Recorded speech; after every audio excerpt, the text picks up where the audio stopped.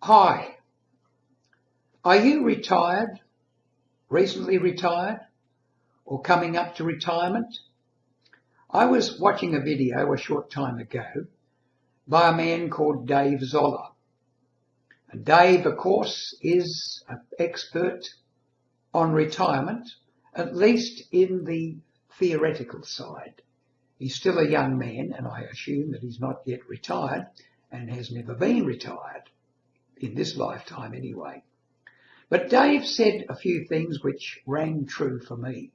Now, I've been retired for 28 years now, taking voluntary redundancy at 59, and tomorrow I turn 87. So what did Dave say that really stuck in my mind? He was talking about the energies we have when we retire and how they eventually and slowly begin to fade away. And he called these the periods the go-go period, the go-slow period, and the no-go period. And I would have to go along with that, agreeing with it to a certain extent. Now, without going into a lot of detail, you will of course have your own interests, your own passions. Mine are speaking to audiences, especially storytelling, creative writing, fiction mainly, and also teaching self-knowledge and self-understanding, which in a sense I'm doing now for you, hopefully. Okay, so the go-go period is this.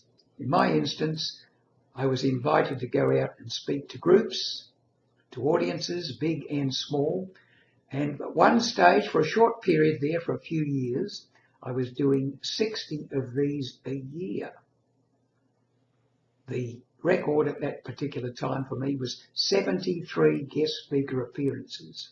On top of that, of course, I had my Toastmaster meetings, going along to Probus, teaching a U3A class, and even going along to a church group. I was overwhelmed with work. Eventually, I had to cut back. It was just too much. But the energy and enthusiasm was there. So this is the go-go period. You will have a go-go period like that too, if you can find what you really want to do. Find your passion, and hopefully it'll be something that you really enjoy doing, and even more so if it helps others to be joyful too. In other words, giving something to them. Then, of course, comes the slow-go period. What happens here? You find that you are willing, perhaps unwilling to travel as far to do something, unwilling to do the preparation that you once did.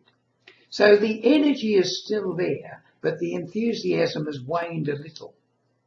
Not because of the way you feel about things in the heart, but because of the physicality. Now, you can keep going, of course, as I did and still do, by keeping fit, going along to the gym, but the enthusiasms and the energy will gradually wane. I think I'm in that stage now. 28 years in retirement. I haven't reached the no-go stage yet. I assume I want to keep that as short as possible, as you do too. A long, happy retirement is the best. So, my advice, the sooner you can retire, the better, while you've still got your health, the maximum energies, etc. And as far as the no-go, if you can keep it down to maybe just a week, maybe even a few days, or maybe even an hour or two.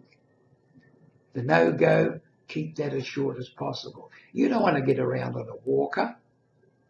You don't want to be hobbling here and perhaps not even able to do anything. Use your energies by retiring early. Retire early, that's the secret. And that go-go period will last, well, it did for me, for at least a decade, perhaps 2 decades. And then after that, the slow go, maybe the last 8 years or so. Keep going, retire early, and that way, let's face it, you could spend a third of your life in retirement. You want to begin that retirement full of health, vigour, vitality, energy, and enthusiasm. And the earlier you can do it, the better it'll be.